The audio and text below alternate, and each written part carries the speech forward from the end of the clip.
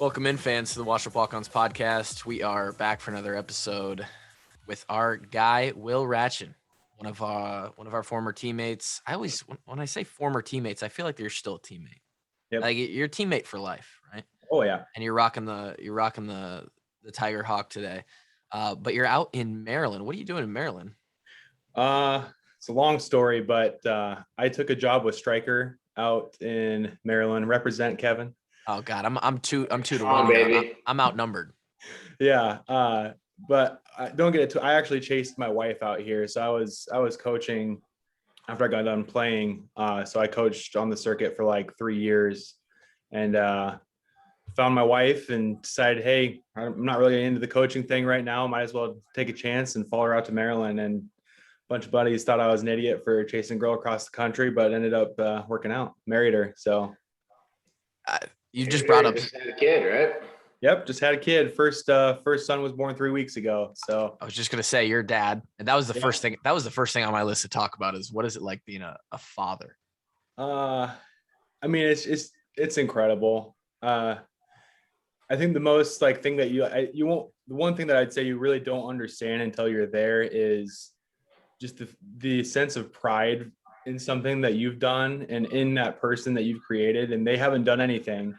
They're just there. They exist, but you just they deserve nothing. They deserve nothing. They haven't earned it. It's true. I mean, it's true, but you really it's like that's the coolest feeling. It's like, I mean, you can't explain it. You just feel so proud. Yeah.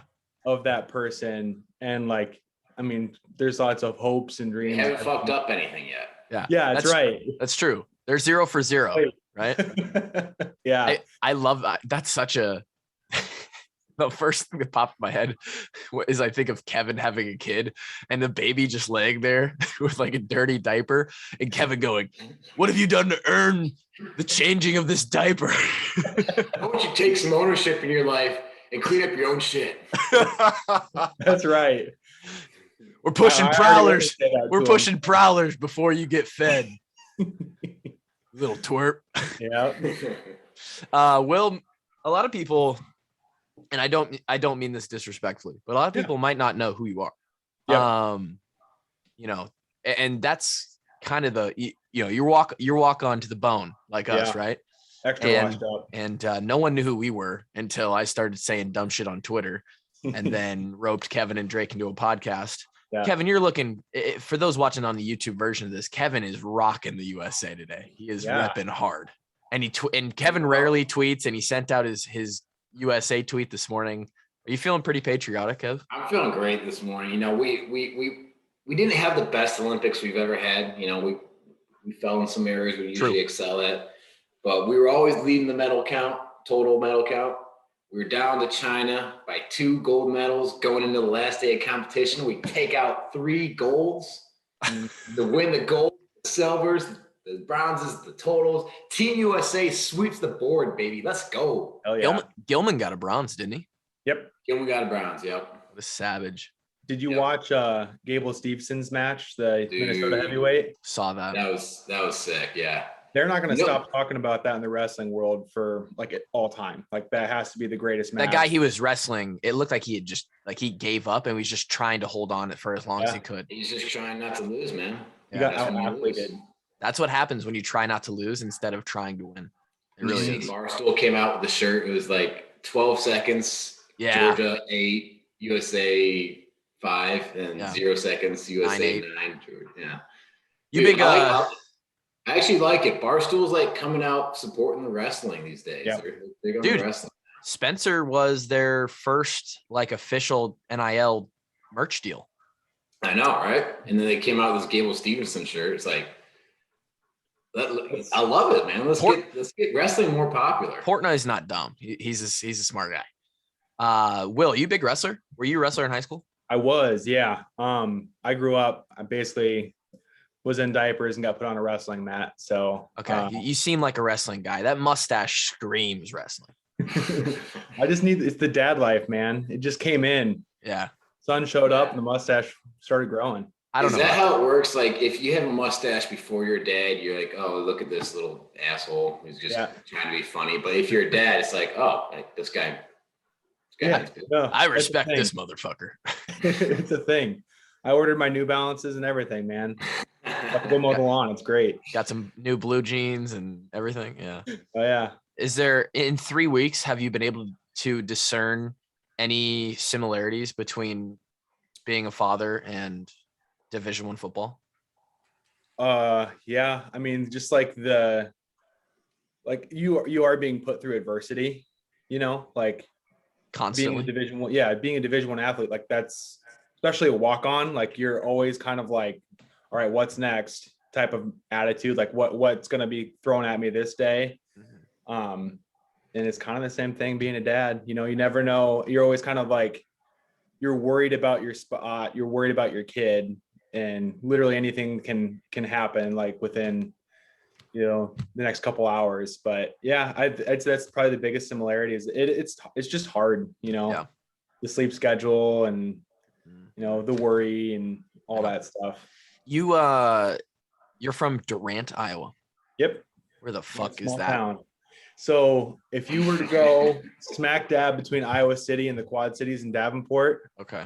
there's a little town called Durant. That world's largest truck stop that you go past? I grew up on a farm like that is right next to that thing. Okay. So, all right. So that was like the Friday night meal, was to go out to the truck stop and grab some Taco Bell, know. I stopped at that Wendy's many a time on my way home. Oh yeah. Yeah. Good spot. Good spot. Some lot lizards on the way too, Kevin? Some what? Some lot lizards. Lot lizards? You know what a lot lizard is? Lot lizards. No. Never dealt with the lot lizards. I heard there's some shady stuff that goes on at that Iowa 80. Yeah, I think they recently, like, because of that, they hired like more security force to like actually go patrol it, because I think it was getting bad for a while there. Because it's like a trafficking station. Yeah. I mean, it's a major hub on a interstate. Yeah, that could be an issue. Yeah. So Durant, Iowa, you're a wrestler all the way through high school. Clearly, you ended up as our teammate and a Division I football player. I'm curious if that was the plan, or was the plan to be a Division I wrestler? Or did you even want to be a Division I athlete, or what? Growing up, what did Will Rathjen want to do?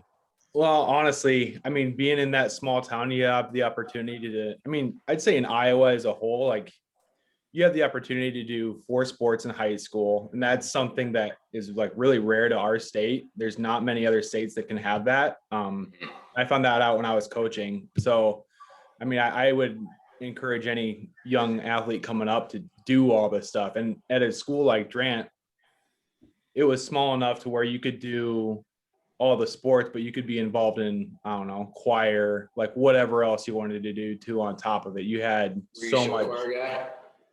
Oh yeah, all that stuff. Will's artistic. I went back and stalked the Instagram. He's not, and we're gonna get into this too, but I want to keep your story going. But yeah, I seen some pictures of you up on stage rocking in like a band.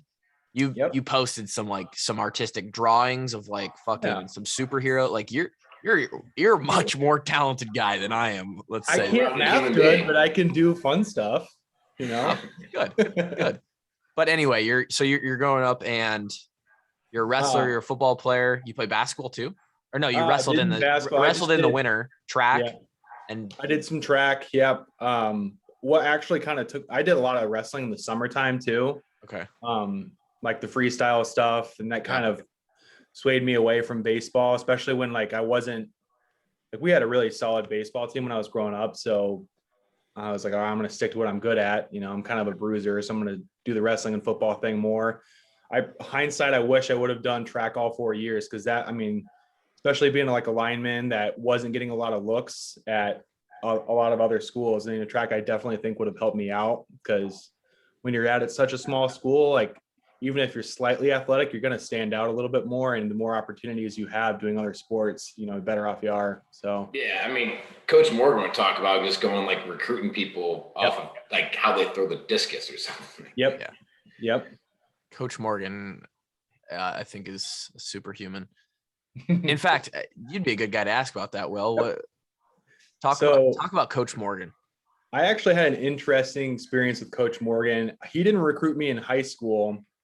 But he did stop by our school and kind of just chatted up to see if there were anybody there. And they brought me in there. He wasn't recruiting me or anything, but he and I talked to our line coach and athletic director at the time. He and I were talking with coach, and they were trying to push me a little bit, like, hey, like, what's the, step for him. They suggested junior college. I had Division III schools. I was looking at like St. Ambrose and Augustana near me to stay close to home. But, I didn't really know if I wanted to go that route. And I knew that if I went the junior college route, then after I got done with junior college, those options would still be there, maybe even more so, I'd have more opportunity.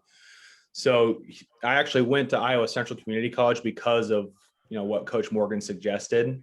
Wow. And it was maybe like a 30-second interaction on that day, but It turned out that, I did my thing at the junior college level and got some notice from him and got the opportunity to walk on after going that route. So Iowa Central, who else was there with you? Was it Zahn or Stone or was there with you? So there's 3 junior colleges, and a little JUCO lesson for you guys. There's 3 junior colleges in the state of Iowa. There's Iowa Western, which has kind of been the perennial powerhouse within the last 10 years.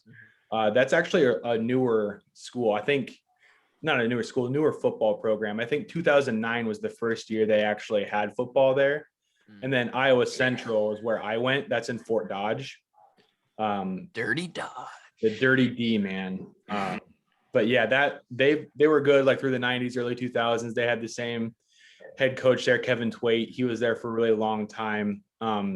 He came and recruited me, pitched me that the old winning scheme. And junior college is tough, man, especially when you have a coach like Kevin Twait. He was no nonsense. What is that experience like in contrast to Iowa City? Because it's so different. Night and day. I mean, I thought it was the Taj Mahal coming to, even as a walk-on, coming to Iowa City and just getting to be a part of it. I mean, grew up a huge fan too. My grandpa was a season ticket holder for University of Iowa when I was growing up. So like we'd go to Iowa games every Saturday. So just getting to be in the room was like just an awesome experience for me alone. It was one of those things where you felt, this is something that I was curious, and I'm sorry to cut you off again. You're good. Like, obviously Coach Morgan stops by. Hey, I think JUCO might be the route if you want to, if you want to eventually come here as like a 15, 16, 17, 18-year-old kid, high school. Did you have opportunities in wrestling or other sports, or was it like, I want to do football, and if I could somehow make a big time, like if I could somehow make it to Iowa, I feel like that would just be a win for me. Because who did we talk to, Kev, who was like, oh, it was just Brandon Bishop. Like Brandon Bishop knew he wasn't going to play at Iowa, but like getting there and just being a part of the locker room was the big win for him. And he felt like, that he knew that was his ceiling and that he was going to give everything he could. Similarly, you won the team leader award in 2012, I believe. Yep. And oftentimes that goes to a guy who it's hard for them to find a spot in the rotation, but man, did they fucking work hard in practice, and they're a huge part of the team. So I'm curious what that mindset was from like 15 and how that evolved through once you got to Iowa. Yeah. Honestly, like my thought process at that time was just, I was really an open book and pretty easily influenced on, because being from such a small town, we probably had like 3 athletes that were the Division I caliber within 10 years, so it really wasn't like a common thing. And most of those guys were walk-ons at places. We had one guy that went to a Division II school before. He's actually my boss now out here in Maryland. He was a Durant, Iowa guy. Wow, that's weird. Yeah, crazy. He was a Division II player of the year. His name's Jake Soy, but like one of those guys that goes off and does that. That was a really big deal. But for me, being a lineman especially, I really was influenced by wrestling, and I was honestly looking at a lot of different schools to do both. So like the smaller school option was a thing for me, but thank goodness that I had the head coaches I did in high school. They actually kind of influenced me, like, hey, like just try this out because you'll still have those options afterwards. And like academically, I was okay to pretty much go wherever I wanted to, but I got my act together going that route to the junior college level too, just to get everything straightened out that way. And also just give me an opportunity to see like, okay, what level can I play at? It's a good way to gauge like where you can see yourself. Cause I was playing with guys that were going to the SEC, playing, you know, for Auburn, Bama, you know, all over the country, playing with those guys and against those guys. And if you can hold your own doing that, well, who's to say you can't go play, you know, at a higher level at Iowa. So that definitely did kind of like shine a light on a path. And like, it wasn't just Iowa either.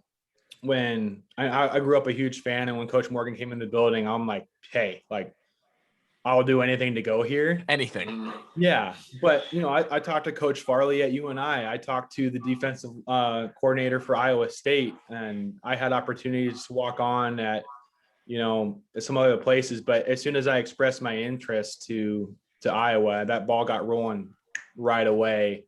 And I'm like, yeah, this is 1000% what I want to do. You know, I honestly thought that like I had a shot, and, you know, I think there were times in my career at that level at Iowa that I probably did have a chance to like kind of make a career out of it more on the field, but some certain things happen that, you know, being at this level, it can go one or two ways. Sometimes, you know, cards just don't fall down being a walk-on, and you got to do your part, know your role. Like, I freaking loved my teammates, and I was going to do anything that I could to, you know, help us succeed. But, you know, of course everyone wants to play, but, you know, it just ends up being sometimes, you know, that's not the case. So how can you improve, and how can you help out in your way, you know? For sure, dude. Yeah, well, maybe not Clue, but I know what you're talking about. Yeah. I have a really bad example of a story career path. Like I'm maybe the only, I mean, I might be the only person in the last 10 years of Iowa football that was just given their position without having to really earn it. Well, Clue, you're the only long snapper on the roster now. Good job. I'll never forget the first, was it the first spring ball where they asked about like depth or something, and it was like it would have been 2014 going into the 2014 year, and they were like, well, if we don't have Kluve, we're just not kicking that day, because he's the only guy on the roster. So actually, I got a funny story about it. I don't know if you remember, Coach Morgan had me go take long snaps to try and find a backup for you one summer. That might have been the same summer. It would have been that year, because then that following year, I'm literally out there like trying to watch you. I'm like, there's no freaking way I can, if I can get it back to him, it's going to roll back there. And then I faintly remember it. Yeah. I wanted to be like, hey man, this is literally, if you go down, like, we don't have anybody. I think you might've said that to me. And there's a couple scenarios throughout my time there where at one point it was like Sealby, who was trying to transition. Maybe I quite honestly think like a couple people were like, hey, you know, Kluver isn't like all the way established. Like, maybe if you get really good, you could take his spot, because he kind of seems like a guy that might fuck something up. No, I remember the conversation exactly. It was, I had kind of tweaked up my shoulder and my back going into senior year, and this is before camp starts.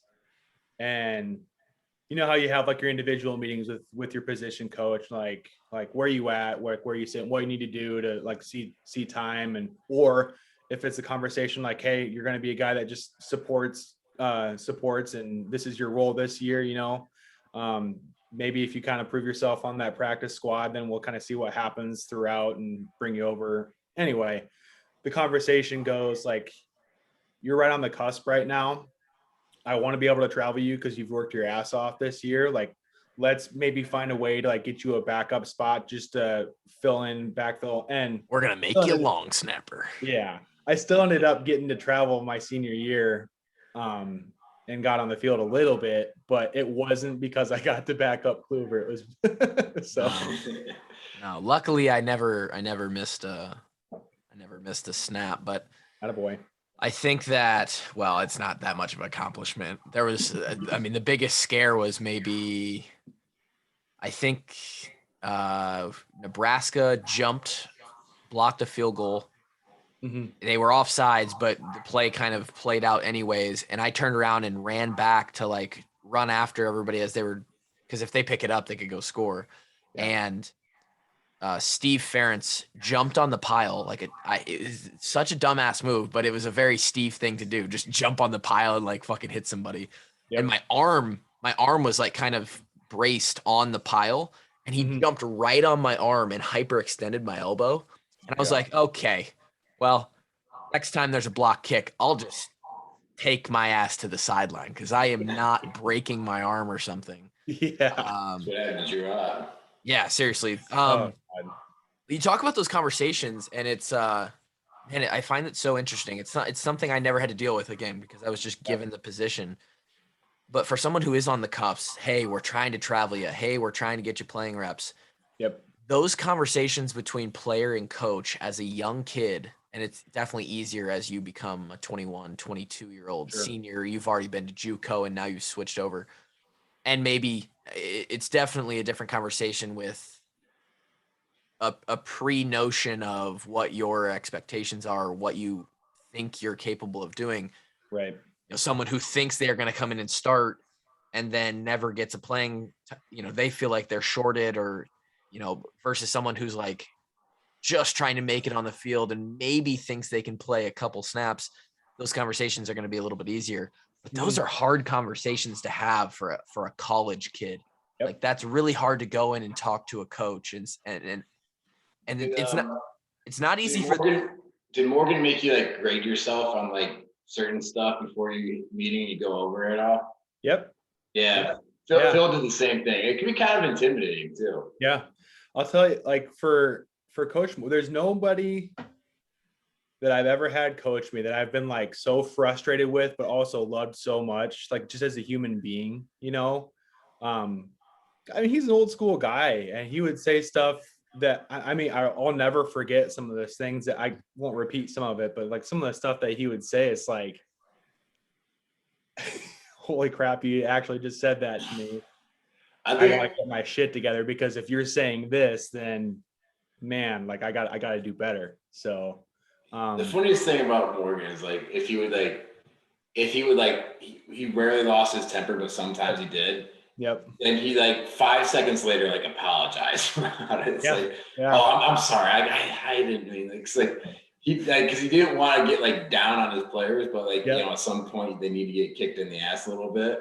Yeah, kind of like along those lines. He would have some of the harshest criticisms, but he would have some of the best compliments. And it's like when you're a guy that's a walk-on and you might not even be on the cusp of anything, like maybe even you just know your role. You're going to be a scout team guy the rest of the time. But when, like, I think of like a guy like Daniel Gaffey, old Gaff, really didn't get to see the field a ton, but he worked his tail off. But when you have a coach that takes time to acknowledge your effort in front of your peers, if it's at the end of the practice, in the meeting room, man, like that means so much to those guys. Speaking from experience, that's just, you're remotivated to like go do it again, because I echo that 200%. Mm-hmm. I mean, it's cliche, but the scout team players are vitally important to the performance of the team that year. Have to have them.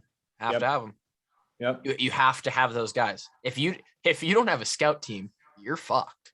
Yeah, your teammate. Not even just guys standing over there being like dummies and stuff, but like guys giving your first teamers a look, guys that can set the tempo for the scout team that year, so that that the first team can like have a little bit of a practice that's humming a little bit, some energy, some juice. That makes a difference, practice to practice, game to game throughout the season. I would be willing to bet that it'd be hard to quantify too, but with somebody that knew football, if you could have someone go around like they did with the Big Ten tour in fall camp, and you could look at every Big Ten team, all 14, could be 38 after this year with conference realignment. And you specifically keyed in on, okay, how are the scout team players? How are the look guys how much effort do they give, and what kind of intensity do they provide to the practice? Yep. You might be able to correlate success off of that alone. I really 1,000%. That's well, at the end of the day, and this is coming from my coaching side of it, that's culture, right? Culture. That's, if you have a winning culture and a winning atmosphere, like, you're going to see way more success than if you have your scout team players themselves. Like, I mean, we had guys like, I remember, I mean, Jaleel Johnson was a fantastic player at Iowa. He was a scout team guy his first year. There's Faith Akakity, same thing. Like, I was with all those guys doing. Yeah, 90% of freshmen are going to be scout team guys. And some guys don't handle it very well because they're used to being the star, they're used to being the guy. And they kind of handle it poorly. They don't give the team, offense or defense, whatever scout team they're on, a good look. And, well, the coaches see that, then they don't really, transition to being a contributing player. And it really is like fascinating just watching the dynamic of the scout team. Yeah. If you could get every guy to come in with the mentality of, my first goal is to be a scout team all-star. Mm-hmm. I want to give max effort and I want to excel on the scout team. And that was their first goal. There was nothing higher in their head. If you could somehow block out like the actual idea of playing on Saturday. And it's just like, I just want to excel on the scout team. Yep. The trajectory and the sort of the development of players, I think a lot of guys' careers would turn out differently. I really believe that. And that's kind of what gave me an opportunity too. Like, I mean, had I not done what I did my first year there on the scout team, I probably would have been out. They would have been like, hey, thanks for your time. We want to save your locker for another person. Like, see you later. But that's what gives walk-ons opportunities a lot of times. Like, if you start whooping ass on that scout team and on the practice field, like, that gets noticed. If you're getting in fights because the first team guys are getting pissed off, frustrated, that's good. And so the more that you're fighting as a scout team guy after the whistle's blown. Yeah, and being defensive guys, the offensive coaches might yell at you, but defensive coaches might see it from over there. They might be like, "Who is that?" Rathjen? All right. Coach Morgan, first thing Coach Morgan said to me when we got pads on was, don't let anybody disrespect you after the whistle. And if somebody tries some shit, you punch them right in the fucking face. I'm like, okay. All right. Deal. I'll write that one down. Do you remember any good fights, like, where you're like, oh, I'm fucking brawling right now?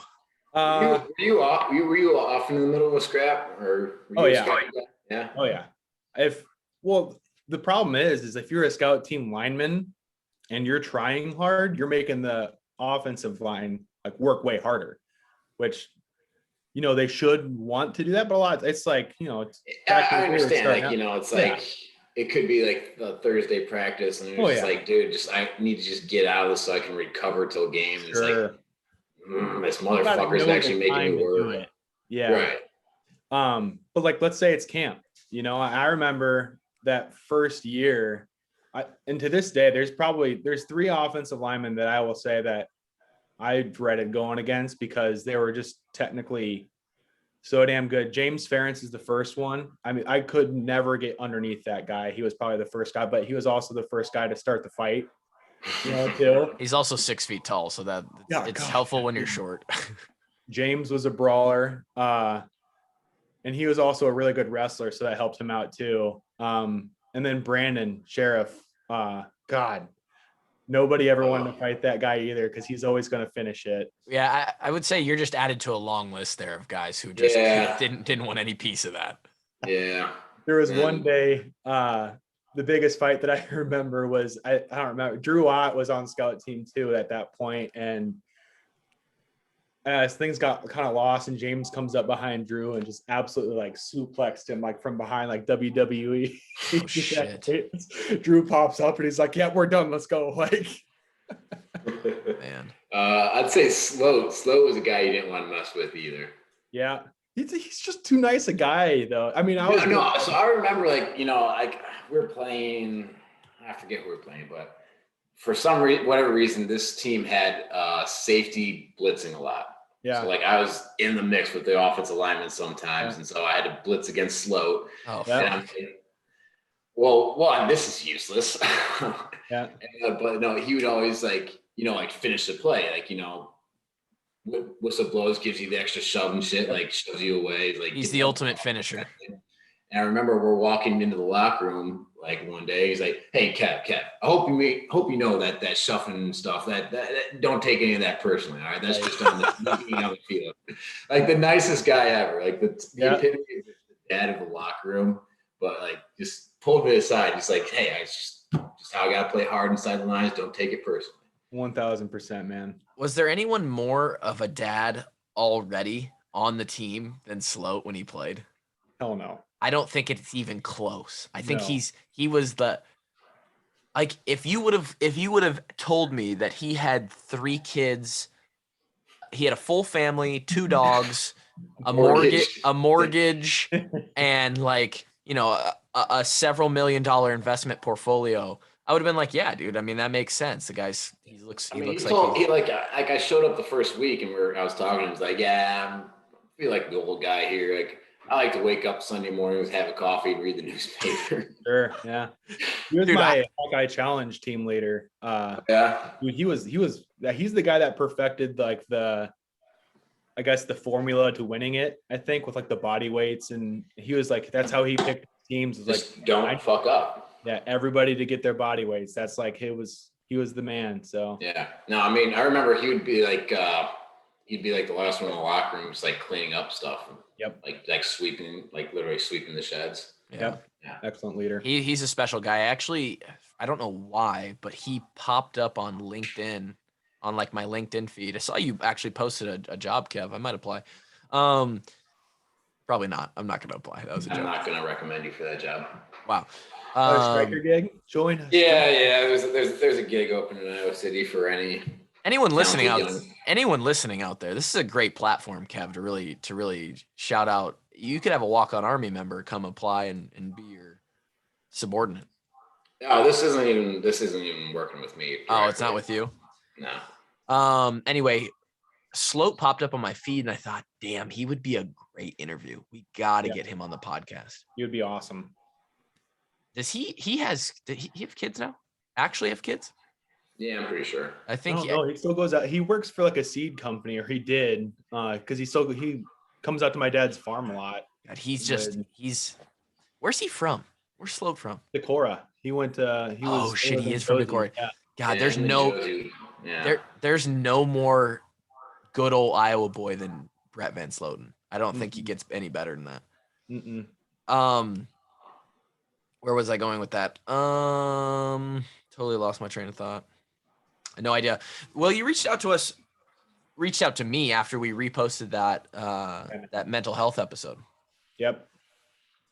And I think that some people, and not to just beat a dead horse, but I think that some people are under the impression that, okay, I'll accept it. Athletes go through mental health issues, but like it's probably only the ones that like it was the good players, right? It was the ones who are well known and all this stuff. I'm curious what made you reach out about that episode, and also kind of your experience with being done playing football. Sure. And then after, like, you went into coaching, and I'm like, what was the inspiration for coaching? Was it because you wanted to stay around the game, right, that kind of thing? How did you deal with kind of putting the playing career behind that stuff? Well, what really resonated with me during that episode was actually some of my time in junior college. When I was a freshman going into that, like, I went there with the anticipation of like what you said, with the first guys coming in, you have the anticipation you're going and make moves, especially at the junior college level. It's only a 2-year program. So you're working with 18, 19-year-olds, and then you should be pretty much done. So I came in with the expectation my first year, like, I'm going to be the dude. I'm going to start. I'm the guy. Yep. Wasn't the case. I still traveled. I got a little bit of PT, but it wasn't until that spring ball where I kind of figured out like, mentality, like the actual mentality to have, like being, being the dude, being that player that you needed to be. But it was a kind of dark, you're going, I was like 4 hours away from home, never been away before. It's just hard, and you're not used to that, being you're 18 and 19 a lot of times. Like, you know what hard work is, how to get it done, but day in, day out. And at the time too, this was back when you were actually doing 2-a-days. You could still actually have full practice 2-a-days. So it's just tough, man. And like you kind of in your head, you get to a place where like, can I do this? Like, I'm not the guy. You got to go into a place where it's like, and some guys, it wasn't for them. It was way too hard. Yeah. I think you got to kind of find that place where you can, okay, like, what's the next step that I can put forward, and be able to just kind of inch by inch, just get better. Once you kind of change the focus of like, what's the situation and what's the reality? Like, here's the situation. I came to this program. I'm not doing very well right now. That's the reality of the situation. Okay, what's the next step? How do I get better? How do I improve? And then once you find that out, if you take it one step, one day by day, that's when kind of, I think that mentality, you kind of dig yourself out of that hole. And then at the Iowa standpoint too, being a walk-on, I think, is way more difficult on your psyche than it is a scholarship player, because at the end of the day, when you're a scholarship guy, you're getting your school paid for. Like, there's a lot of positives to this. Something to fall back on. Yeah. Like, right. Well, I had a shitty day in practice, but hey, don't got to pay for books, Yeah. And when you're a walk-on, like, you're going through this program and like, maybe there's some good stuff that happens at practice, but you might be neck and neck with the scholarship guy next to you. And just because that guy's on scholarship, obviously they're going to have that edge still over you. And you guys know how that goes. But then you go back to your dorm or your apartment and you're like, what the hell am I doing? I'm putting myself through all the work, all this pain, all the time spent doing this, what the hell? And paying for the privilege. And paying for it. Yeah. But then again, I think it just kind of comes back to the grinders, the guys that find a way. And I can say this about my work life and professional life too. Like, the guys that can, all right, assess the situation, take a step back and say like, what's the reality of the situation? What's the truth that's going on right now?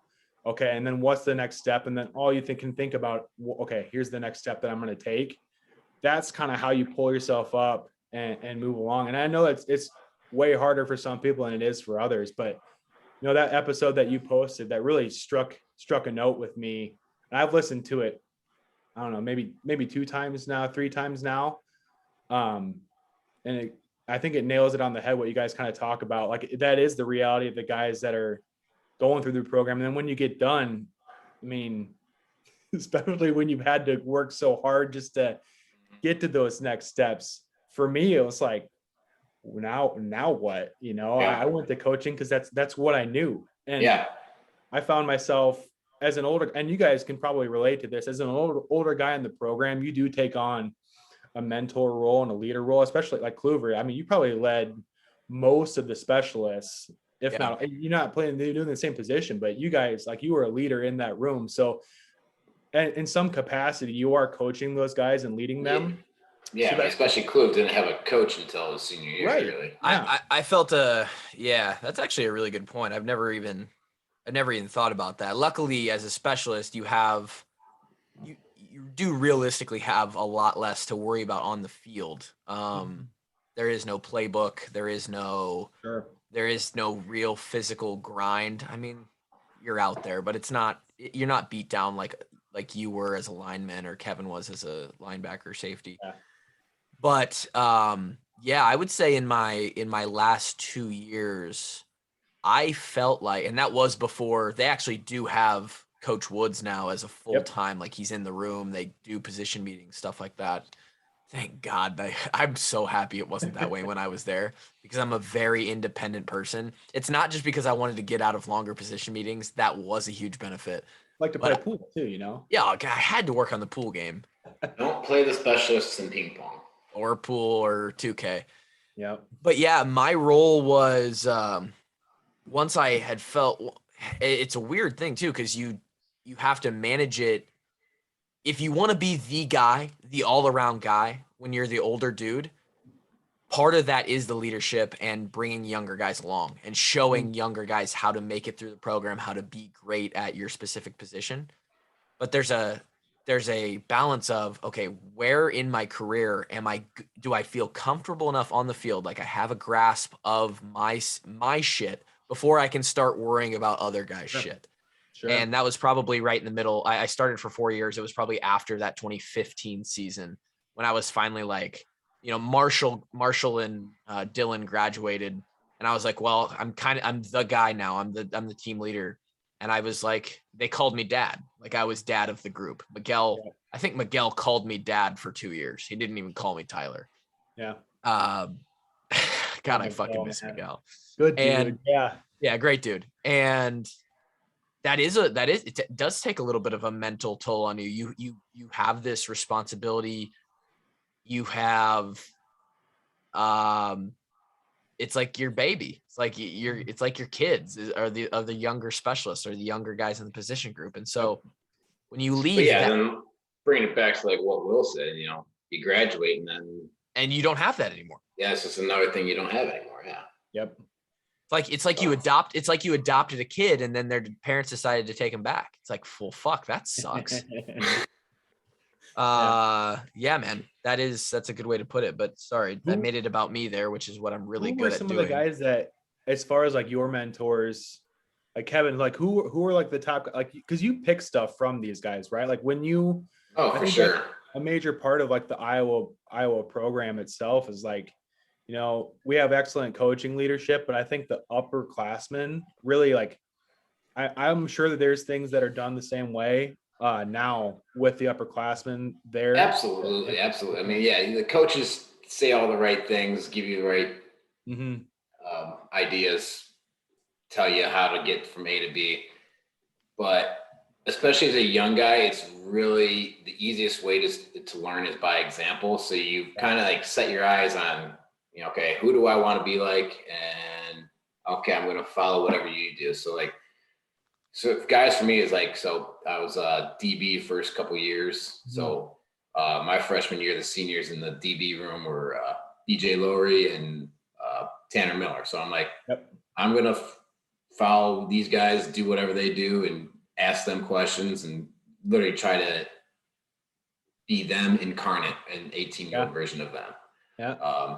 And then like another guy was like Travis Perry, living the walk-on life. And then by the time we got there, he was like a second string guy, but like played all 4 special teams. I'm like, okay, I think I can be like this guy. What does Travis do?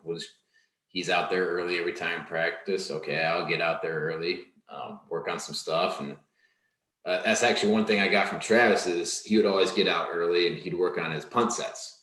Mm-hmm. So that was one thing I did every practice because that was like one of the first special teams I played on was the punt team. And I remember actually senior years, Wallace would come out and he was like, you know what I love about you, Ward? It's like, you've been doing this for 3 years, but you still come out here every morning, work on your punt steps and get ready for that. I didn't tell him this though, but that's something I picked up from Travis. Yep. I always thought that was fascinating about Iowa, and I'm sure it's at other places too, but I think it's more important at Iowa because of the developmental aspect of it. As a freshman, it's like a book. The seniors are giving you the book on how to do things, because if you make it to 99% of the guys who make it to their senior year as an Iowa Hawkeye football player are there because they do things the right way. They know how to go through the shit. It's right there. That's the answer. You just follow them. And I really grabbed onto that. It took me a few years to execute, but I really grabbed onto that from, for me, it was Casey Kreider, who was maybe the most respected. I don't know if you could be more respected as a specialist. No. Being a team captain as a long snapper, I mean, wild. And Casey's my brother-in-law. I actually married his younger sister, Casey. Haley Kreider is my wife. So shit. World. I didn't know that. Yeah. Oh, fuck me. All right. Oh shit. Yeah. Okay. Real small world. Oh shit. All right, we got fucking Will Rathjen, all right? Marrying his teammate's sister. Okay. What the fuck is going on here? All right. Holy shit. That is funny. Mm-hmm. Funny enough. I did not know that. Yep. Funny enough too.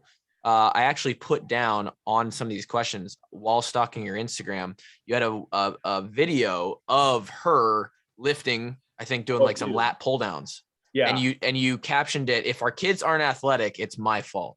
1000%. My wife is an absolute specimen of a human being. But yeah, she was a gymnast growing up, so she can do like all sorts of backflips and stuff. She like worked out with me. We were big like lifters and stuff before she was pregnant, so she can actually continue to go to the gym with me until love that the week before that we went in. So yeah, she's just an absolute stud. So love that. Yeah, gotta love that. It's always one of the positive. Yeah, you create D1 babies.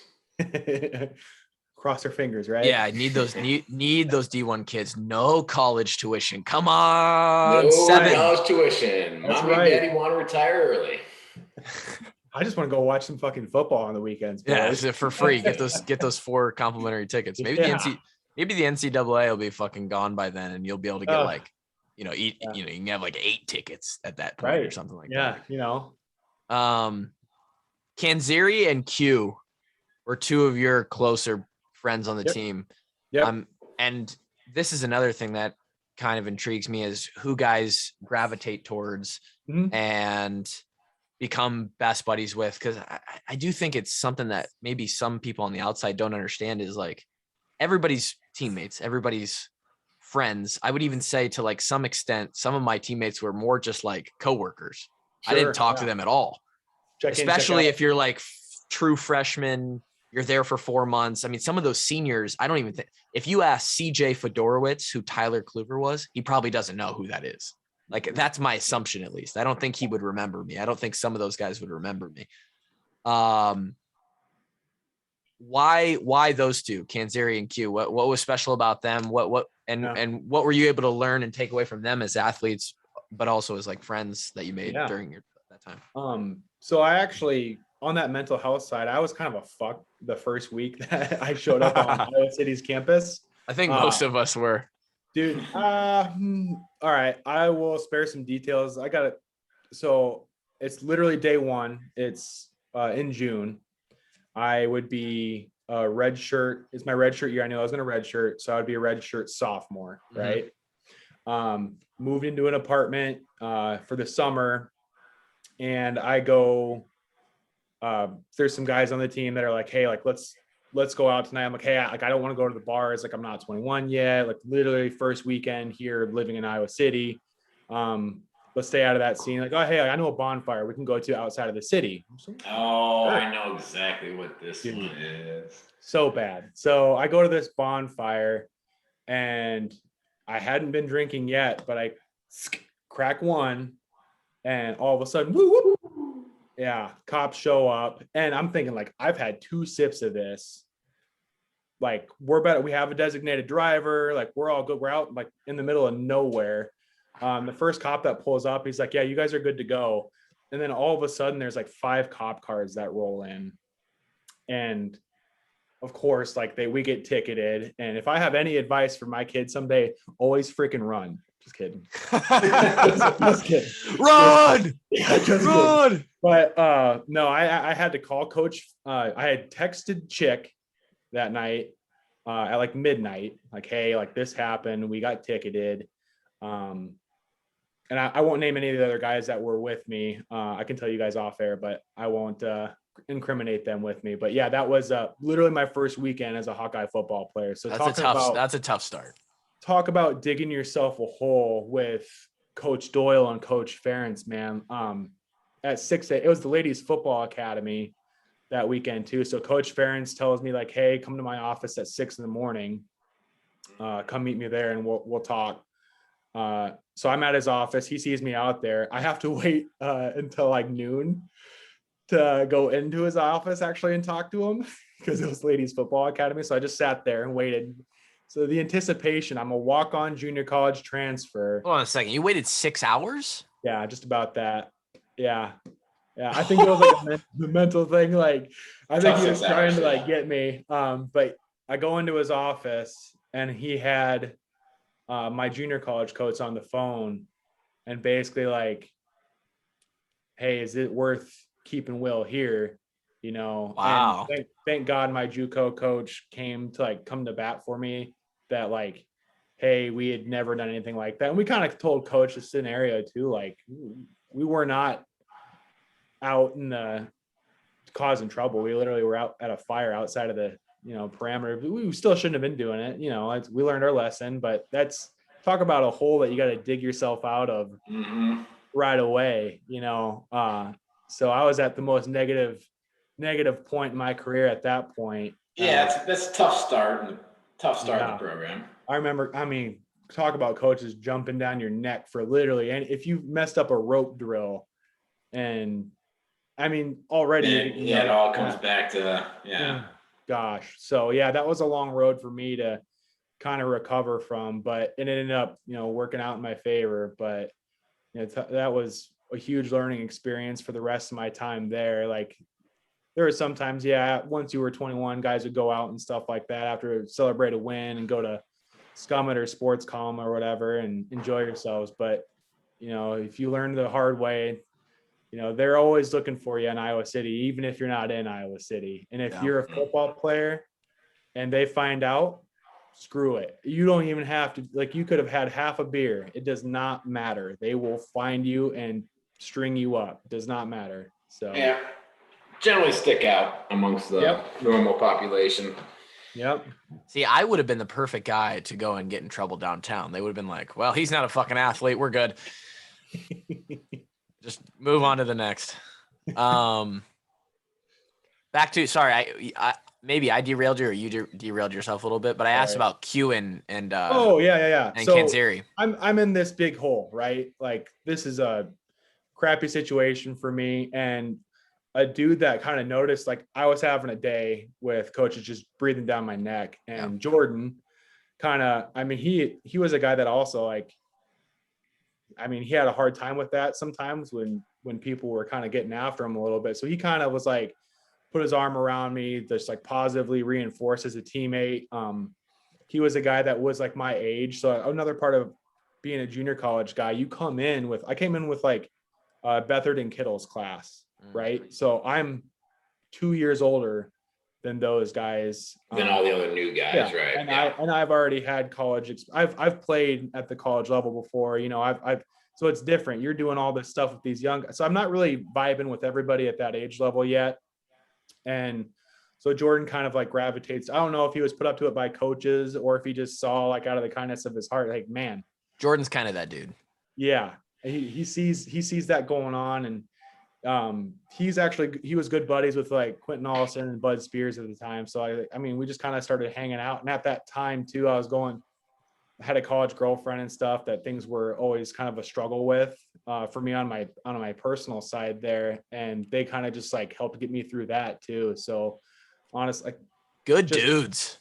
It had nothing to do with the football side of it, really just, on the mental side and just taking care of each other. That kind of just stuck with me. And, we're still there for each other to this day. Q was the best man in my wedding. He and I coached at college together. And didn't you you married Q and Josa, right? And I married Q and Josa. Yeah, I was the officiant in their wedding. Yeah.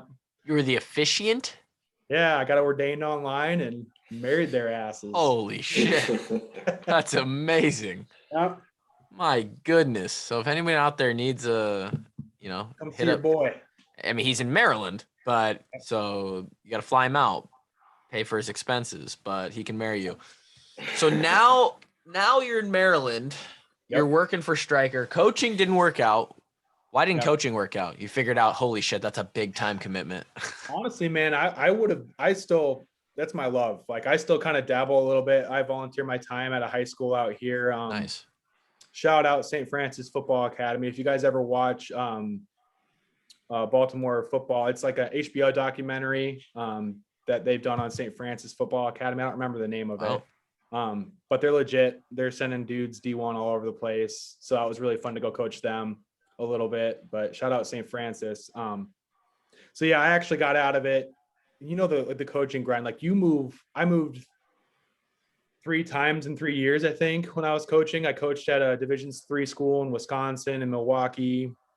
Went back around, did some high school stuff around the Iowa City area. And then I went and coached junior college in Fort Dodge. And, I found out, like, if you're on a staff and an assistant role and your head man leaves or resigns or gets fired or whatever it is, your job's not guaranteed. There's no autonomy to that stuff whatsoever, regardless of what you've produced as a coach or how you vibe with your teammates. It doesn't matter. If the new guy comes in, the new head coach comes in and wants to hire new guys, that's what happens. It doesn't matter if you played at that program in the past or whatever. Like what happened to me at Iowa Central, unfortunately, I didn't get to stay there once the new guy came on. He brought in new staff, and that's just the nature of the beast, So that took me time. Like, I just started talking to Haley, and I'm like, man, like, I can actually see myself having a family someday. Do I want to have to move kids across the country, work for literally scraps? So when I was a GA, I made $200 a month,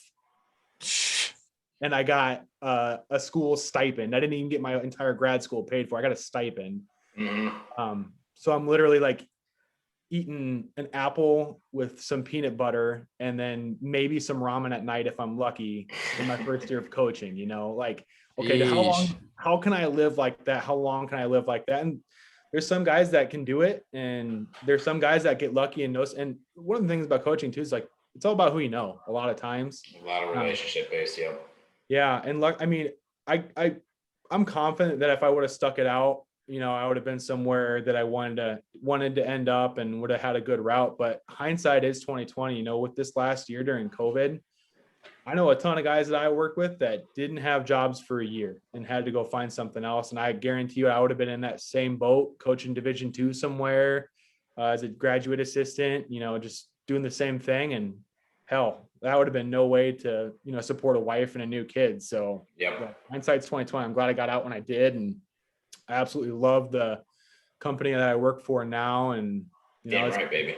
Yeah, represent, man. A little different divisions. I don't know, like, how you do what you do, Kevin. You're a special man to be able to go do the orthopedic realm, but built different, baby. Built different, but it's still the same culture. Yep, that's right. The answer to that question is Kevin is a fucking psychopath. Yeah, he is a little bit. How's the quota looking this year? We hitting bonuses? I'm trying to, man. So I just started my territory in March, so it's a little. Oh, you just got your territory this year? Yeah. Congrats, man. That's big time. Appreciate it. So it's been a fun learning curve, and it's great to meet new people and all that stuff. So how would you describe the transition / the benefits of playing D1 sports working in med tech? Oh, dude, like the time management, like that's the biggest thing for me, because especially like you might have, especially like if you think of like a trauma rep that has, you don't know when the next sudden change is going to come. Yeah. Like you might have like a surgery going on that you're in. Sudden change. I got time to go home and eat. Like, oh no, got a call. I got to go. Cut 85 on the line. Keep food in the car. Keep some bars in the car. How it is, man. Like, but for me, like that was one of the hugest things. Was definitely that time management side of it, and I think coaching honestly helped me out more than actually playing did, because one thing that kind of gets unnoticed on the college coaching side is like the recruiting side of it. Like you are literally, if you want to be a salesperson, you have to be able to relate to people, and there's no more harder sale than recruiting a kid to come to play football for you for a team that didn't win a game the year before. Yeah, that's a tough sale to make, boys. That's not easy. Yeah. So, if you can sell that, you can sell anything that Stryker makes. That's for damn sure. Yeah. Having that experience definitely helped me out a ton. So, yeah. Favorite memory from your time in the black and gold before we let you go? You got dad responsibilities. Yeah. The first time I got to actually get on the field and play, there's like 3 things that stick out. It was against Northwestern. We were sticking it to them in 2014. Mm-hmm. My first game as well. Yep. And so I was actually playing D end at the time, and Coach Morgan asked, like, hey, like, we're going to get you in today. Would you be comfortable playing D tackle again? I'm like, yeah, just whatever I got to do to get on the field. Coach, I'll play quarterback. I don't care. Yeah, I don't give a shit. Like, let's go. And, I'd been on the field previously, like when they were taking a knee, coaches sent me out there to go fucking take a knee with the guys. Like, that's fine or whatever. But I knew I was going to get some snaps. So I'm like, yep, let's go. Played some D tackle, and it was the first series I'd ever been in. And the first play I'm in, I get a TFL. Let's go. And the whole state, like, it's towards the end of the game. We're sticking it to North. Like, it's not 70,000 people anymore. It's more like 30,000, Sure. I can hear my mom and dad hooping and hollering. Like, that was like the coolest day. That's amazing. Oh man, that's all awesome. that work, like, everything finally paid off, and I can hear my family just going absolutely freaking nuts in the stands. And then you hear your name on that loudspeaker, tackle for a loss, Will Rathjen, 87. It's like, holy shit, But yeah, that was definitely the best memory. And then going over to Coach Morgan on the side. And this is another reason why, like, a lot of my coaching side that I now still try and coach because of this, but having that feeling for him, like, I can see him crying and he gives me a big hug and he's like, this is what it's all about type of thing. Like, having, like, we won the game and he's happy or whatever, but having a guy that, like, worked his tail off just to get to that spot, that was incredible. Having that, like, seeing that coach, like, who probably doesn't need to be as proud as he is of a guy like me, that was really cool as a player to see your coach be that, thoughtful. So yeah, no, that's totally awesome. That's a fucking awesome story. That's a great way to end the podcast. Well, Will, thank you so much for joining us today. Thanks for having me on, guys. Keep up the good work. Love listening. Yeah, we just exploit our former teammates for content. So we enjoy you adhering to that. So I'm not sure what episode this will be, listeners. We might do another one later today, and then who knows where they'll end up this Monday, Thursday. But thank you guys. Hopefully you enjoyed Will. You learned a new Hawkeye. It's always fun to tell our teammates stories and reminisce on some memories and the good times. So thanks, Will, again, and we'll talk to you guys next time. Peace.